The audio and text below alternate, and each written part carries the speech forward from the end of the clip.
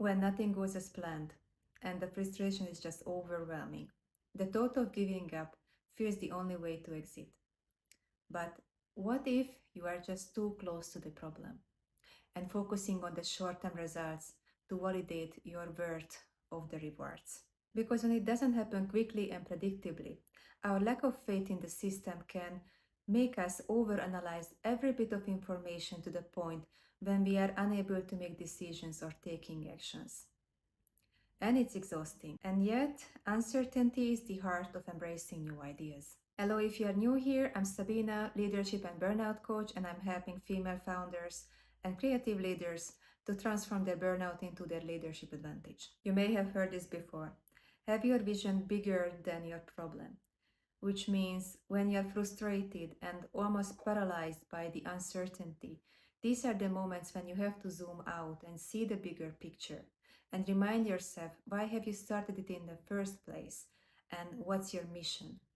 Because when you don't get the results and the outcome you want, don't change the goal, adjust the plan. So when we don't know what to do, our stress response is usually either being all over the place and fidgeting or simply freezing. But when we don't move, our sympathetic nervous system wants to mobilize us to get away from danger. And when we resist the urge to move, these are the moments when we amplify this frustration. That's why taking action despite not feeling 100% ready is actually working. And you don't have to overthink it, you have to learn how to fall well. Let me share you how the GROW model can help you in this situation. GROW is an acronym of goal, reality, options, and will. So first we want to define what is the goal. But you may ask the question straight, how do we know if it is the right one?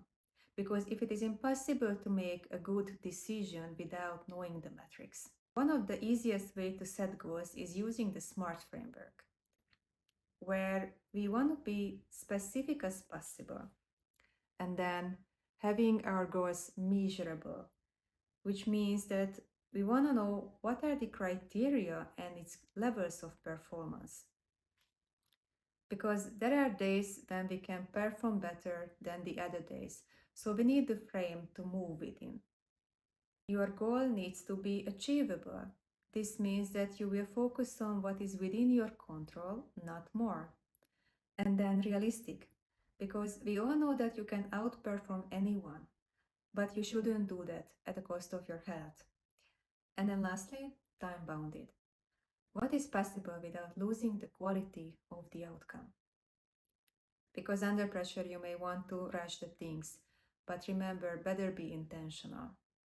The second letter of the GROW model is reality, where we check what is the obstacle and what are the most important aspects of this problem to handle first. And then we move to the options, which is my favorite. What do you have already that you can find ways of working with to make progress? Because perfect conditions rarely exist, and to insisting to this only delay your progress. What alternatives did you overlook? Because as self-aware as we try to be, our brain is just wired to jump into conclusions due to confirmation bias. Let's reverse that. What are the less attractive options and why they could work? And then see what could come up and how can you manage that. Where can you stretch yourself? And how much control do you have in achieving this? Because we also want to know if this decision is reversible. And to reduce the pressure of having the perfect solution, let's involve your team and ask these questions. What are the financial and reputational costs of reversing? And then how difficult would it be to pivot? And the last letter is will, the final options converted into action steps. And to build resilience, we want to leverage failure. And it's easier than it seems. Remember, we want to be intentional. So after defining the plan, first implement the change on a small scale and do a pilot test. Then review and analyze the results. And if the change was successful, implement the plan on a broader scale, or if not, refine the plan and cycle through again. This is what the agile teams are using and perfectly performing every single time.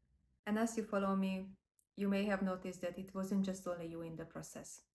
Running a business is overwhelming sometimes, and you have tremendous responsibilities, but it's reasonable to feel to have all in your shoulders alone. But just remember, thriving cannot happen in isolation. And as you will overcome your challenges, the way you lead will define everything. So be intentional. I hope this video helps. Let me know in the comment and see you next time.